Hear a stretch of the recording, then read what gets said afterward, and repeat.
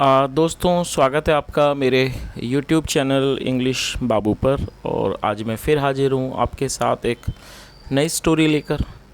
और दोस्तों, आज जो इस स्टोरी मैं आपके लिए लेकर आया हूँ ये एक मॉरल स्टोरी है। उसके अलावा दोस्तों, कई दिनों से आप लोग कमेंट के माध्यम से बोल रहे थे कि सर कोई एडवांस लेवल की स्टोरी लाइए। तो दोस्तों, आज मैं एक ऐसी स्टोरी लाया हूँ जिस स्टोरी के अंदर आपको कई सारे नए एडवांस लेवल के वर्ड मीनिंग सीखने को मिलेंगे, उनकी करेक्ट प्रोनाउंसिएशन के बारे में पता चलेगा। और हमेशा की तरह जो इसका ग्रामर का पार्ट है उसे बिल्कुल डिटेल में कवर करेंगे, तो एक एक स्ट्रक्चर को आप बहुत आसानी से सीख पाएंगे। तो चलिए दोस्तों, आज की इस कहानी को हम शुरू करते हैं। और सबसे पहले कहानी का टाइटल देखते हैं। कहानी का टाइटल है टिट फॉर टैट। क्या मतलब हुआ? टिट फॉर टैट का मतलब होता है जैसे को तैसा। तो दोस्तों, ये आज की इस कहानी का टाइटल है, शीर्षक है। और अब मैं इसे पढ़ना शुरू करता हूँ। आपसे रिक्वेस्ट है आप इस कहानी को बिल्कुल ध्यान से सुने। और यदि आपको आज की इस कहानी में कोई भी नया वर्ड या फिर नया स्ट्रक्चर देखने को मिले तो आप उसे नोट भी ज़रूर करें। तो चलिए इसको शुरू करते हैं।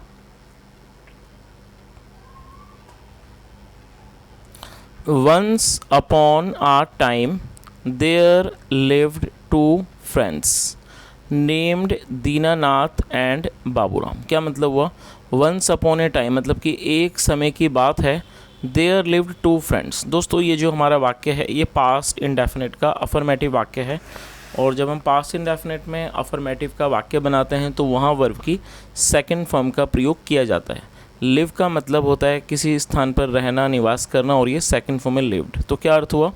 एक समय की बात है। There live two friends named Dinanath and Baburam, मतलब कि दो दोस्त, दीनानाथ और बाबूराम नाम के दो दोस्त, या ऐसा कह सकते हैं इसको, दीनानाथ और बाबूराम नामक दो दोस्त रहते थे। Dinanath was poor while Baburam was a rich man. क्या मतलब हुआ? दोस्तों, ये जो हमारा वाक्य है ये सिंपल पास्ट का वाक्य है। सिंपल पास्ट का मतलब होता है जब हम पास्ट में कोई वाक्य बनाते हैं जहाँ पर वॉज वर्ब का प्रयोग किया जाता है हेल्पिंग ऑफ के रूप में, और साथ में कोई भी नाउन या फिर एडजेक्टिव को लेकर वाक्य बनाया जाता है। तो इस तरह का जो वाक्य है वो सिंपल पास्ट का वाक्य कहलाता है। तो इस लाइन का क्या अर्थ हुआ? दीनानाथ वॉज पुअर, मतलब दीनानाथ गरीब था। वाइल का मतलब होता है जबकि। दोस्तों, वाइल का मतलब दौरान भी होता है और वाइल का मतलब जबकि भी होता है। तो यहाँ इसका मतलब है जबकि Baburam was a rich man, जबकि बाबूराम एक अमीर आदमी था। तो इस पूरी लाइन का क्या अर्थ हुआ कि दीनानाथ गरीब था जबकि बाबूराम एक अमीर आदमी था। Baburam was shrewd and greedy and a big liar also. क्या मतलब हुआ? और दोस्तों, ये भी हमारा सिंपल पास्ट का वाक्य है और इसमें आपको कई सारे एडजेक्टिव देखने को मिलेंगे। तो मैं आप उनकी मीनिंग को नोट कर लीजिए। श्रूड का मतलब होता है खड़ूस, ग्रीडी का मतलब लालची, और लायर का मतलब झूठा। तो इस पूरी लाइन का क्या अर्थ निकला कि Baburam was shrewd and greedy and a big liar also. Also मतलब भी, मतलब जो बाबूराम था वो एक खड़ूस, लालची और एक बड़ा झूठा भी था। चलिए आगे देखिए। But Dhaniram trusted him a lot, लेकिन जो but Dinanath trusted him a lot, लेकिन जो दीनानाथ था वो उस पर बहुत भरोसा करता था। चलिए आगे देखिए। One day fed up of his poor condition Dinanath went to Baburam and said. क्या मतलब हुआ? वन डे मतलब एक दिन। दोस्तों, फेडअप का मतलब होता है किसी चीज़ से परेशान हो जाना। Fed up of his poor condition मतलब एक दिन अपनी गरीब, पुअर कंडीशन मतलब कि गरीब स्थिति, मतलब जो अपनी निर्धनता की, गरीबी की जो स्थिति थी उससे परेशान होकर, उससे तंग आकर दीनानाथ वेंट टू बाबूराम, जो दीनानाथ था वो बाबूराम के पास गया एंड सेड, और कहा, Baburam I have decided to go to the city and earn some money there. क्या मतलब हुआ? दोस्तों, इस वाक्य में हैव के साथ थर्ड फॉर्म का प्रयोग किया गया है और ये हमारा प्रेजेंट परफेक्ट का वाक्य है। जब हम प्रेजेंट परफेक्ट में कोई भी वाक्य बनाते हैं तो वहाँ पर हैज़ या हैव का प्रयोग किया जाता है हेल्पिंग ऑफ के रूप में, जैसा यहाँ पर किया गया है। यदि सब्जेक्ट आई होगा तो आई के साथ हैव लगाया जाता है और साथ में वर्ब की थर्ड फॉर्म का प्रयोग किया जाता है। और डिसाइड का मतलब होता है फैसला करना। तो उसने क्या कहा कि बाबूराम आई हैव डिसाइडेड, मैंने फ़ैसला कर लिया है, मैंने निर्णय कर लिया है, टू गो जाने का, टू द सिटी मतलब शहर जाने का फैसला कर लिया है। एंड अर्न सम मनी और कुछ पैसा कमाने का। देयर वहाँ। I possess nothing except this beautifully carved heavy iron bar. क्या मतलब हुआ? आई पजेस नथिंग मतलब मेरे पास कुछ भी नहीं है। एक्सेप्ट दिस और एक्सेप्ट मतलब सिवाय, एक्सेप्ट दिस मतलब सिवाय इसके। Except this beautifully carved heavy iron bar. और ब्यूटीफुली कार्व्ड का मतलब हो गया कि सुंदर तरीके से नक्काशीदार जो एक भारी लोहे की पट्टी। तो उसने क्या बताया कि भाई वो गया, उसने कहा कि बाबूराम मैंने फ़ैसला कर लिया है कि मैं शहर जाकर पैसा कमाऊंगा वहाँ, और मेरे पास कुछ भी नहीं है सिवाय इस सुंदर तरीके से नक्काशी किए हुए ये जो लोहे की जो बार है, हैवी आयरन मतलब जो भारी लोहे की जो पट्टी है, इसके अलावा मेरे पास कुछ भी नहीं है। प्लीज़ कीप इट मतलब कृपया आप इसे रख लो, टिल आई कम बैक जब तक मैं वापस आऊँ। चलिए आगे देखिए। श्योर निश्चित रूप से, दीनानाथ। सैड बाबूराम, बाबूराम ने कहा। Don't worry about the rod, उसने क्या कहा कि don't worry about the rod मतलब कि रॉड के बारे में चिंता मत करना। I will keep it safely in my store room मतलब मैं इसे रखूँगा सुरक्षित रूप से इन माई स्टोर रूम मतलब जो मेरा स्टोर रूम है, जो मेरा भंडार का कमरा है उसके अंदर में से सुरक्षित रूप से रखूँगा। आई विश मतलब मेरी इच्छा है। You I wish you best of luck और मैं आपको बेस्ट ऑफ लक की जो है बधाई देता हूँ, बेस्ट ऑफ लक कहता हूँ। यू गो टू सिटी आप शहर जाओ एंड अर्न मनी और पैसा कमाओ। चलिए आगे देखिए। Dinanath then left for the city. और दोस्तों ये भी हमारा पास्ट इंडेफिनिट का अफर्मेटिव वाक्य है। लीव का मतलब होता है किसी जगह से निकलना, छोड़ना, रवाना होना, और ये सेकंड फॉर्म है। Dinanath then left for the city, फिर जो दीनानाथ था वो शहर के लिए निकल पड़ा। He remained there for 2 long years. Remain का मतलब होता है किसी अवस्था में बना रहना, कहीं रहना। ही रिमेंड देयर वह वहाँ पर रहा। फॉर 2 लॉन्ग ईयर्स मतलब 2 लंबे साल तक वो वहाँ रहा। एंड इन दिस स्पैन और इस स्पैन मतलब अवधि, और इस अवधि में ही earned a lot of money उसने इस अवधि में बहुत सारे पैसे कमाए, बहुत सारा धन कमाया। Then he return to his village फिर वह अपने गांव लौट आया। चलिए आगे देखिए।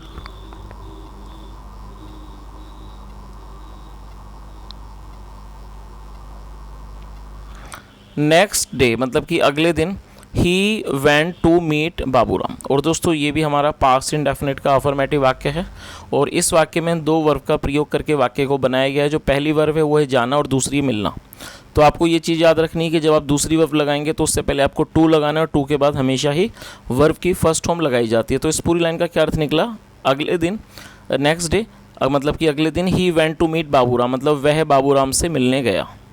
After talking for some time मतलब कि कुछ समय तक बात करने के बाद Dinanath said to him Dinanath ने उससे कहा। Baburam thanks for keeping the rod. उसने क्या कहा कि बाबूराम आपका धन्यवाद किस चीज़ के लिए? फॉर कीपिंग द रॉड उस रॉड को रखने के लिए।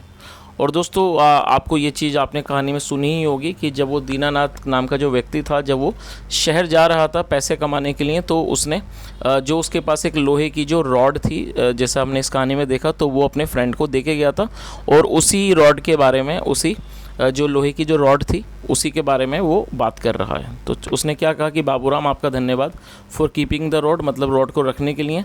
Now please give it back to me आप कृपया करके आप मुझे वो वापस कर दो। चलिए आगे देखिए। एट दिस इस पर Baburam made a long face जो बाबूराम था उसने एक लंबा चेहरा बनाया एंड सेड और कहा Dinanath I am really very sorry. उसने क्या कहा कि दीनानाथ मुझे बहुत दुख है। I can't give you your iron bar. उसने क्या कहा कि I can't give you your iron bar मतलब मैं आपको आपकी जो लोहे की जो मतलब पट्टी है, जो लोहे की रॉड है वो मैं नहीं दे सकता। बिकॉज क्योंकि the mice in the store room at it. और दोस्तों आप इस वर्ड को नोट कर सकते हैं, EAT ईट का मतलब होता है खाना, और ये उसकी सेकंड फॉर्म है। तो इस पूरी लाइन का क्या अर्थ हो इसको समझ लेते हैं यहाँ से। जो दीनानाथ था उसने क्या कहा कि उसने क्या कहा कि बाबूराम ने क्या बोला कि Dinanath I am really very sorry, कि मतलब मैं बहुत ही ज़्यादा मुझे दुख है। I can't give you your iron bar, मतलब मैं आपको आपके जो लोहे की जो छड़ बार है, मतलब जो वो रॉड है, वो मैं आपको नहीं दे सकता, क्योंकि द माइस, माइस मतलब चूहे, जो चूहे हैं इन द स्टोर रूम के अंदर, एट इट, वो उसे खा गए। चलिए आगे देखिए।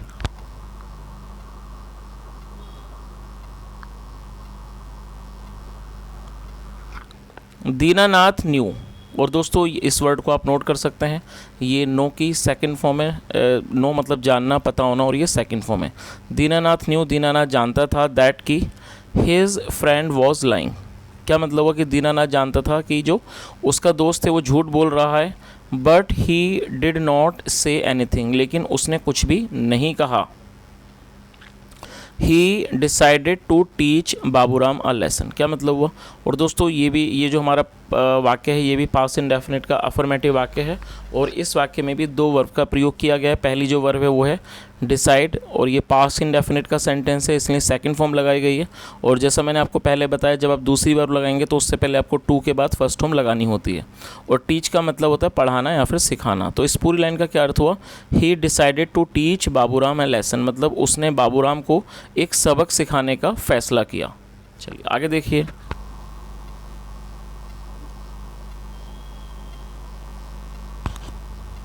नेक्स्ट डे मतलब कि अगले दिन, when Baburam was not at home, और दोस्तों ये भी पास्ट ये जो हमारा वाक्य है ये सिंपल पास्ट का वाक्य है, जहाँ पर वॉज का प्रयोग किया गया हेल्पिंग ऑफ के रूप में, और यहाँ पर कोई भी वर्ब नहीं है, तो ये हमारा सिंपल पास्ट का ही वाक्य है। चलिए इसका मतलब देखते हैं। नेक्स्ट डे अगले दिन, when Baburam was not at home, मतलब अगले दिन जब बाबूराम घर पर नहीं था। दीनानाथ्स servant went to Baburam's house, और दोस्तों यहाँ दीनानाथ के बाद एपिस्ट्रोफी एस का प्रयोग किया गया है, जिसका मतलब होता है का के की। जब आप किसी नाम के साथ या किसी व्यक्ति के साथ कुछ जोड़ना चाहते हैं तो एपिस्ट्रोफी एस का प्रयोग किया जाता है। तो दीनानाथ सर्वेंट का मतलब हुआ दीनानाथ का नौकर। वेंट गया, टू बाबूराम्स हाउस बाबूराम के घर, एंड सेड और कहा, टू हिज वाइफ उसकी पत्नी से। तो दोस्तों इस पूरी लाइन का क्या अर्थ हुआ, एक बार देख लेते हैं कि जो अगले दिन जब बाबूराम घर पर नहीं था, Dinanath servant went to Baburam's house and said to his wife, मतलब दीनानाथ का नौकर बाबूराम के घर गया और उसने उसकी पत्नी से कहा, Baburam sir is at my masters house. उसने क्या कहा, और मास्टर का मतलब था मालिक। जो बाबूराम सर हैं, बाबूराम श्रीमान हैं, वो मेरे मालिक के घर पर हैं। He is calling his son there, वह अपने बेटे को वहाँ बुला रहे हैं। Please send him with me, कृपया उसे मेरे साथ भेज दीजिए। सो इसलिए Baburam's son left with the servant, इसलिए जो बाबूराम का जो बेटा था वो नौकर के साथ चला गया। तो दोस्तों यहाँ तक आपको कहानी अच्छे से समझ आई गई होगी। जैसा हमने इस कहानी के अंदर देखा कि जो ये दोनों दोस्त थे बाबूराम और दीनानाथ, तो जो दीनानाथ था वो काफ़ी गरीब था और गरीबी के कारण वो शहर चला गया पैसा कमाने। लेकिन शहर जाने से पहले जो उसके पास एक लोहे की जो अच्छी बार थी, मतलब जो एक रॉड थी, वो अपने दोस्त बाबूराम को दे के चला गया। लेकिन जो उसका दोस्त था वो एक बुरा व्यक्ति था, लालची भी था। तो जब दीनानाथ शहर से पैसे कमा के आया और उसने अपनी रॉड मांगी वापस, तो उसने कह दिया कि जो आपकी रॉड है उसे चूहों ने खा लिया है मेरे स्टोर रूम में, तो मैं आपको नहीं दे सकता। और तभी दीनानाथ ने फैसला कर लिया कि वो बाबूराम को एक सबक सिखाएगा। तो अगले दिन जब बाबूराम घर पर नहीं था, तो दीनानाथ का जो नौकर था वो बाबूराम के घर गया और उसकी पत्नी से उसने कहा कि जो बाबूराम सर हैं वो मेरे मालिक के घर पर हैं और वो अपने बेटे को वहाँ बुला रहे हैं, और आप कृपया करके उसे मेरे साथ भेज दीजिए। तो जो बाबूराम का जो बेटा था वो इस तरह से नौकर के साथ चला गया। चलिए दोस्तों आगे देखते हैं आगे क्या होता है इस कहानी में।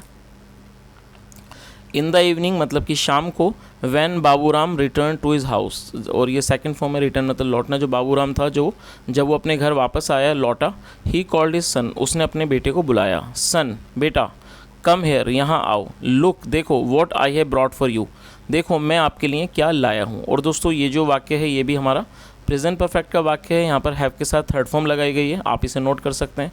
ब्रिंग मतलब लाना और ये थर्ड फॉर्म है ब्रॉट। तो क्या मतलब, वो लुक देखो, what I have brought for you, देखो मैं आपके लिए क्या लाया हूँ। चलिए आगे देखिए।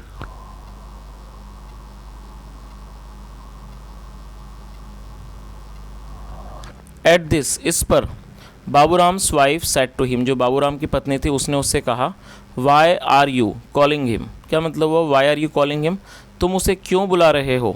You yourself had called him to Dinanath house. चलिए दोस्तों इसका मतलब देख लेते हैं। देखिए इस वाक्य में हैड के साथ थर्ड फॉर्म का प्रयोग किया गया है, तो ये हमारा पास्ट परफेक्ट का वाक्य है। तो आपको ये चीज़ याद रखनी है कि जब आप पास्ट परफेक्ट में कोई भी वाक्य बनाना चाहते हैं तो वहाँ पर हैड का प्रयोग किया जाता है और साथ में थर्ड फॉर्म लगाई जाती है। और यहाँ पर आपको एक अच्छी बात देखने को मिलेगी कि जैसे प्रेजेंट परफेक्ट में हमारे पास दो ऑप्शंस होते हैं, हैज़ या हैव, और उन्हें हमें और हैज़ या हैव का प्रयोग प्रेजेंट परफेक्ट में सब्जेक्ट के अकॉर्डिंगली किया जाता है। लेकिन पास्ट परफेक्ट में अच्छी बात यह है कि वहाँ पर सिर्फ एक ही हेल्पिंग वर्ब है, हैड, तो आप वो हर सब्जेक्ट के साथ हैड का प्रयोग वहाँ करना होता है, साथ में थर्ड फॉर्म लगाई जाती है। तो इस लाइन का क्या अर्थ हुआ, you yourself had called him to Dinanath house. तो उसकी पत्नी ने क्या कहा, चलिए इसको ध्यान से देख लेते हैं ताकि आप इसे समझ सकें।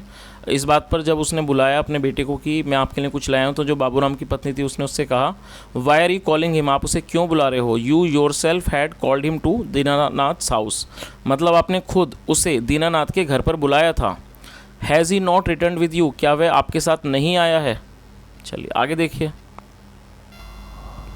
और दोस्तों यहाँ पर इस बात को भी आप अच्छे से समझ ही पाए होंगे कि जब बाबूराम घर वापस लौटा और उसने अपने बेटे को बुलाया, तो जो उसकी पत्नी थी वो भी शायद थोड़ी हैरान होगी और उसने उससे कहा कि आप उसे क्यों बुला रहे हैं। क्योंकि जैसा हमने कहानी के अंदर देखा कि जो दीनानाथ का नौकर था वो बाबूराम के घर आया था और उसने ये कहा कि बाबू जो राम सर हैं वो मेरे मालिक के घर पर हैं और अपने बेटे को बुला रहे हैं, और वो उसे अपने साथ ले गया। इसी वजह से जो उसकी पत्नी थी उसने बाबूराम की जो पत्नी थी उसने जब बाबूराम ने अपने बेटे को बुलाया तो जो बाबूराम की पत्नी थी शायद वो इस बात पे हैरान हो गई, इसीलिए उसने अपने पति से कहा कि आप उसे क्यों बुला रहे हो, क्योंकि आप नहीं तो उसको मतलब खुद दीनानाथ के घर पर बुलाया था। चलिए आगे देखते हैं आगे क्या होता है।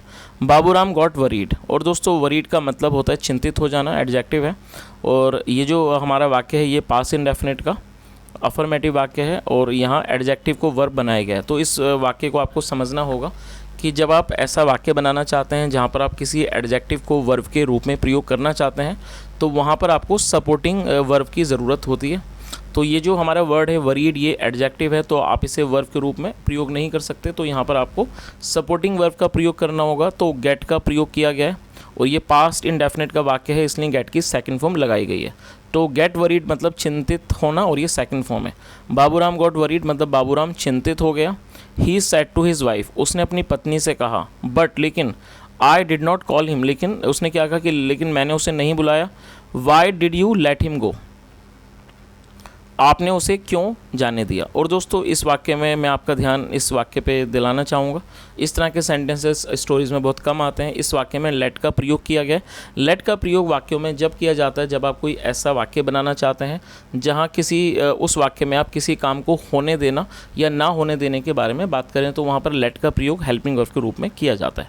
तो आपको इसका अच्छे से मतलब समझ ही आ गया होगा उसने अपनी पत्नी से क्या किया, but I did not call him, कि लेकिन मैंने उसे नहीं बुलाया। Why did you let him go, आपने उसे क्यों जाने दिया।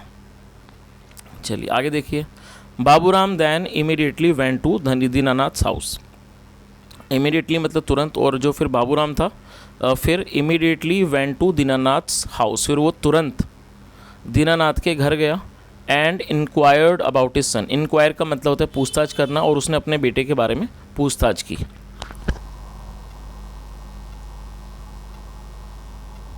और दोस्तों यहाँ पर आप इस चित्र को भी देख सकते हैं कि जो बाबूराम है वो दीनानाथ के घर गया अपने बेटे के बारे में पूछने। चलिए दोस्तों अब आगे देखते हैं कहानी में क्या होता है।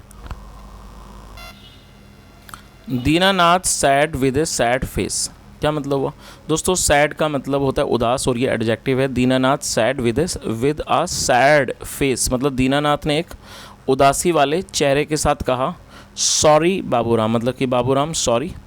When your son was on the way to my house, उसने क्या कहा कि जब आपका बेटा मेरे घर आने के रास्ते पर था। आ हॉक, हॉक का मतलब होता है बाज, एक जो बाज था। केम, वो आया। And picked him up in his clause, और उसने उसे अपने पंजों में उठा लिया। और दोस्तों आप इस वर्ड को नोट कर सकते हैं, क्लो का मतलब होता है पंजे और ये प्लूरल नाउन है क्लोज। तो इस पूरी लाइन का क्या अर्थ हुआ कि जो दीनानाथ ने एक उदासी वाले चेहरे के साथ कहा कि sorry Baburam, when your son was on the way to my house, मतलब जब आपका बेटा मेरे घर आने के रास्ते पर था, मतलब मेरे घर के रास्ते पर था। आ हॉक, एक जो बाज था। केम, वो आया। एंड पिक्ड हिम अप, और उसने उसे उठा लिया। इन हिज क्लॉज, अपने पंजों में। Before my servant could help him, मतलब इससे पहले कि जो मेरा नौकर था वो उसकी मदद कर पाता। The hawk had flown away, जो हॉक था, जो बाज था, हैड फ्लॉन अवे, वो उड़कर चला गया था। चलिए आगे देखिए। Baburam did not believe this. और दोस्तों ये जो वाक्य है हमारा पास्ट इंडेफिनिट का नेगेटिव वाक्य है। जब आप पास्ट इंडेफिनिट में कोई भी नेगेटिव का वाक्य बनाते हैं तो वहाँ सब्जेक्ट के बाद पहले डिड नॉट का प्रयोग किया जाता है, उसके बाद वर्ब की फर्स्ट फॉर्म लगाई जाती है। बिलीव मतलब यकीन करना, भरोसा करना, विश्वास करना। Baburam did not believe this, Baburam ने इस बात पर विश्वास नहीं किया, यकीन नहीं किया। नेक्स्ट डे, अगले दिन, he went to the village panchayat, अगले दिन वह जो गाँव की जो पंचायत थी वहाँ गया। And told the headman, headman का मतलब था मुखिया, और उसने मुखिया को told the headman the entire case, और उसने मुखिया को ये जो पूरा मामला था, ये जो पूरा केस था, जो मामला था, उसके बारे में उसने मुखिया को बताया।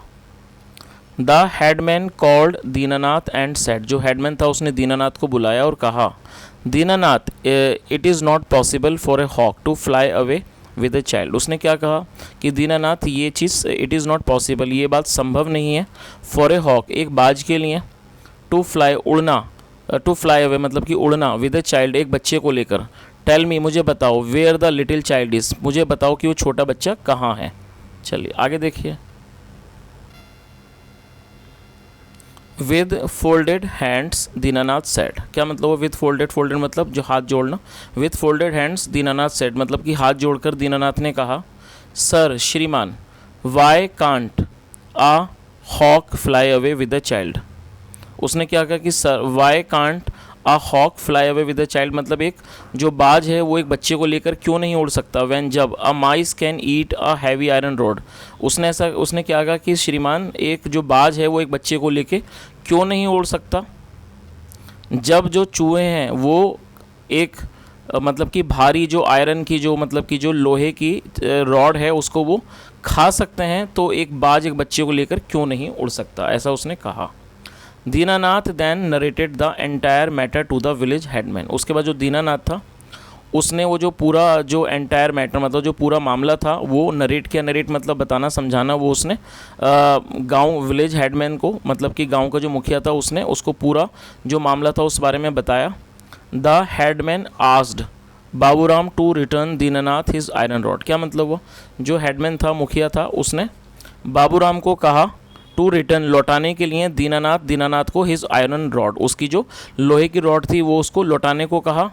Baburam felt very ashamed for his deed, क्या मतलब हुआ। और दोस्तों अशेम्ड का मतलब होता है शर्मिंदा होना। बाबूराम जो था उसे बहुत ज़्यादा शर्मिंदगी महसूस हुई। फॉर हिज डीड अपने काम के लिए, अपने कृत्य के लिए उसे बहुत शर्मिंदगी महसूस हुई। ही रिजॉल्व्ड नेवर टू लाई और चीट एनीवन, और उसने रिजॉल्व मतलब कि उसने प्रण किया, इस बात का संकल्प किया। रिजॉल्व मतलब संकल्प करना, और इस सेकंड फॉर्म में उसने संकल्प किया कि नेवर टू लाई मतलब वो कभी भी झूठ नहीं बोलेगा, और चीट एनीवन हो या वो कभी भी किसी के साथ धोखा नहीं करेगा। चलिए दोस्तों, अब इस कहानी का जो मॉरल है वो भी एक बार देख लेते हैं।